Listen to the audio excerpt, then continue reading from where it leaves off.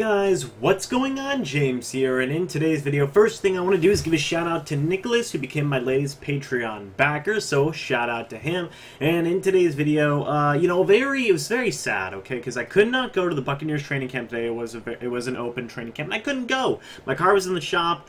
Nobody could go with me. Everybody was busy, so I just couldn't go. I'm sorry to say I couldn't go. I'm going to be having some footage of my last training camp live stream up here for the entirety of this video, and I just want to say sorry. I'm sorry I couldn't go. I'm sorry I couldn't have a vlogging type style video today. I'm sorry I couldn't have a live stream for you guys today. That's my bad. Hopefully the car's fixed now. That's good. I was able to get it back, get it all fixed and everything, and I should be at the last live stream, but I figured I owed you guys something. So I went back, I looked through the Pewter report and what they were reporting, what Bucs football was reporting on Instagram, what Greg Allman of the Tampa Bay Times was reporting, and I've tried to compile as much information as I could, and I've decided to give you guys a little bit of something for today's video and just talk about what happened in today's training camp, unless you, just in case you guys haven't seen any of those things. This still will be an episode of the training camp journey and whatnot, but unfortunately I don't have much, I actually don't have any vlogging footage to show you, so again, I'm really sorry about that. But getting into the training camp today, one of the big things I want to talk about first is Tony Dungy was at this training camp. So the one training camp I missed, freaking Tony Dungy was there. He obviously is getting inducted into the Buccaneers Ring of Honor. Shout out to Coach Dungy. He was a really awesome coach, one of the best, maybe the best Tampa Bay Buccaneers coach of all time. I don't know. John Gruden was still really good, but I mean, those two are right up there. John McKay. John McKay is the best Buccaneers head coach for me. He was there from the start, man. But anyway, I'm just all jokes aside. Tony Dungy, a wonderful, wonderful coach this year. He's getting inducted right after John Gruden got inducted. It's a pretty interesting that those two are getting put in right next to each other, and then John Gruden got put in first. But still, I think that it is very cool that Dungy was at this practice. Apparently, he did talk with the team for a few minutes and just talked to them and probably gave a little speech to them about all that. And then things were finally underway. A few guys who were held out, Carlton Davis and unusual suspects like Vernon Hargreaves. I think Brent Grimes was practicing today. A handful of other guys on the backup offensive line and the cornerback position and whatnot. They were held out. None of these injuries are major under any circumstances. Everybody should be ready for the regular season, thankfully. Guys, I wanted to say shout out to SeatGeek for sponsoring this video. I recently became a brand ambassador for them. SeatGeek is a ticket app that takes the confusion out of buying tickets and uses a system of 0 to 10 and a color-coded system of green for good, yellow for neutral, and red for bad when determining deals that you will get when buying tickets. Again, green is good, red is bad, and yellow is right in between. And the people who watch this video, if you use my code MrBucs when you have downloaded the app, you will get $20 off whenever you use it on your first purchase for concerts, for games, or for whatever you may be using it for. Again, use the code MrBucs to get $20 off of your first purchase. If you need the link to download the app, it is going to be down in the description below. And if you are interested in becoming a SeatGeek ambassador yourself, that link will also be down in the description below. Again, remember to use the code MrBucs to get $20 off of your first purchase. Thank you. But taking a look at what else had happened. So Ryan Fitzpatrick was out for this practice. He wasn't injured. I think he just had an off day. So Jameis Winston and Ryan Griffin were two of the main quarterbacks today who were doing passes. And Jameis Winston started off pretty bad. He did throw an interception early on to Ryan Smith. Again, this was all reported. I wasn't there. I can't exactly tell you. I'm just going off of what I had heard. I just figured I would still give you guys some news in the video format, I guess I should say. So yeah, like I said, Jameis Winston, he started off pretty bad, but apparently he did pick things up later on with the nice passes to Adam Humphries and Chris Godwin and whatnot. Again, I think Brent Grimes looked good from what I had heard. Ryan Smith did have that interception. I don't really know. See, it's a really interesting situation with Ryan Smith because I don't know how much he's going to gain back his starting job, because Carlton Davis has looked great. It does suck he missed out on this training camp practice, but hopefully it's just one practice. Hopefully Carlton Davis can get back in there and get back to some things. Javian Elliott was also held out. Since then, the Buccaneers have signed, I think, Davon Davis. I don't remember the guy's first name, but he's a former Saints cornerback. So they do have some little bit of trouble, if you want to call it that, at the cornerback depth position, but I think everything will be fine for the most part. The defense, the defense, from what I read, had a pretty quiet day, all things considered. I don't think they made too many splashy plays besides the Ryan Smith interception. Again, from what I've read and from what I've seen on Twitter and whatnot, it seems like it was a pretty quiet day overall, things considered. Ryan Griffin has been looking good in training camp. The drive that he had with the second string offense today, he looked very good in, and he ended up scoring a field goal on the drive that they had during that time.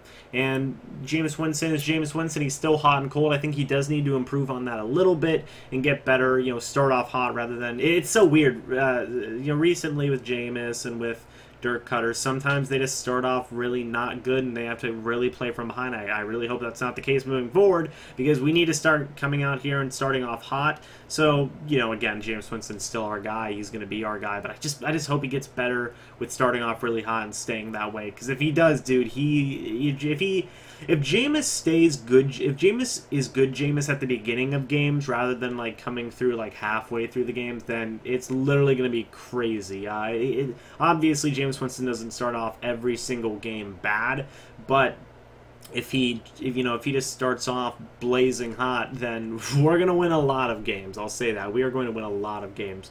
One thing I did want to make a note of, and this isn't from this past training camp, this is just an observation I made recently, is how different style of quarterbacking that Ryan Griffin, Ryan Fitzpatrick, and Jameis Winston have. Ryan Griffin and Ryan Fitzpatrick are kind of more so of this pocket presence, kind of wait, take their time, throw a check down if they need to, and whatnot, stuff like that.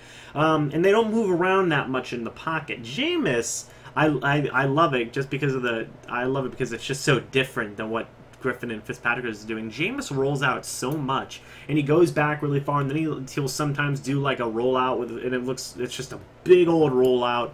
He's trying to avoid defenders. It looks like he's running away from his offensive line. I thought that was very funny to see during not only the Buccaneers preseason game, but I've seen it during the practices I've been to as well.